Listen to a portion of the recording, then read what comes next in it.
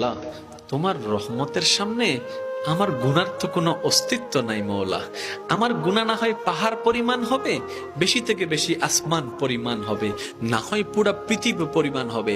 তোমার রহমত তো অগণিত, তোমার রহমত তো অসীম, তোমার রহমত তো আনলিমিটেড। এবার রব্বে করিম বলে, তাহলে ঘাবড়াস কেন, তাহলে মন ছোট করস কেন? আরে গুনাহ করেছো তো করেছো, কি হয়েছে?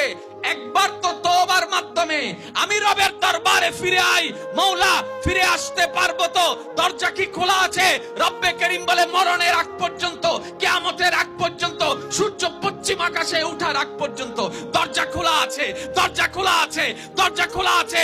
এবার বান্দা বলে, মওলা 24টা ঘন্টার কোন টাইমে আসলে সেই দরজা খোলা পাবো? রব্বে করিম বলে, আরে ব্যাংকের দরজা খোলা থাকে নির্দিষ্ট সময়ে, অফিস আদালতের দরজা খোলা থাকে নির্দিষ্ট সময়ে, এমনকি ঘরের দরজাও খোলা থাকে নির্দিষ্ট সময়ে, এর বাইরে যাই না। কিন্তু তোর রবের দরবার এমন একটা দরবার, 24টা ঘন্টার যেই কোনো মুহূর্তে তুই আসবি, তোর রবের দরবার তোর জন্য খোলা থাকবে। সুবহানাল্লাহ।